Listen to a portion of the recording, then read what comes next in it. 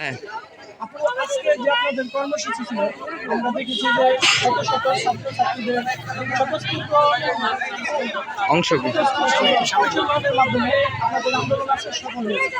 আপনি এই সম্পর্কে কিছু বলুন। তাহলে আমাদের যে লক্ষ লক্ষ নয় কোটি ছাত্র সমাজ রয়েছে, তারা আসলে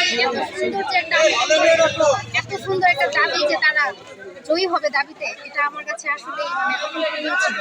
আমরা যদি ছাত্র সমাজের কথা যদি বলি, তাহলে দেখা যায় 1952-1971-এও কিন্তু ছাত্রদের অনেক, সেক্ষেত্রে 34-এর অবদানটা আরো বেশি। কারণ 52 পরে 71 পরে যদি ছাত্র সমাজ এগিয়ে যেতে চায়, তাহলে সেক্ষেত্রে তারা অনেক বাধার সম্মুখীন হয়েছে। কিন্তু বর্তমানে 24-এ যারা আছি, তারা আমরা কেউ বাধাকে আমরা অতিক্রম করে আমরা এগিয়ে যাওয়ার একটা পথ তৈরি করে নিয়েছি। কিন্তু আমাদের একটা কথা সবসময় মনে রাখতে হবে, আমরা স্বাধীনতা অর্জন করেছি, কিন্তু আমাদের স্বাধীনতাটা রক্ষা করি। আমি চাইবো যেমন আমাদের মধ্যে এখনো দেখা যায় যে সংখ্যালঘুদের হচ্ছে। এই বিষয়ে আমি অবশ্যই বলবো ছাত্র সমাজকে জেগে উঠতে, কারণ সংখ্যালঘু আমরা মানুষ, আমাদের সব থেকে বড় কথা যে হচ্ছে স্বাধীনতা। যদি আমরা মানুষ হিসেবে আমরা নিজেদের অবস্থানে যদি তৈরি করতে চাই, তাহলে আমরা অবশ্যই সংখ্যালঘুকে কোনো কিছু মনে করবো। আমরা চাই যে আমাদের হিন্দু ভাইরা, খ্রিস্টান ভাইরা যারা আছে, সবাই আমাদের ভাইরা।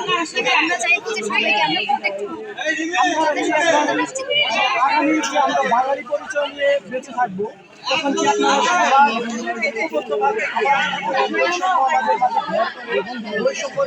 বাংলাদেশের উপর আচ্ছাদন করি, তখন কি আপনারা আবার জাগ্রত হবেন? অবশ্যই আমরা জাগ্রত হবো, অবশ্যই জাগ্রত হবো। কারণ আমাদের জাগ্রত হওয়ার একমাত্র পথই হচ্ছে আমরা ছাত্র সমাজ।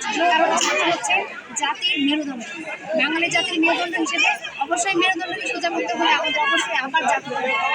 প্রজন্মের পর প্রজন্ম, যুগের পর যুগ আসলে ছাত্র সমাজ সবসময় জাগ্রত হবে, এটা হতে হবে।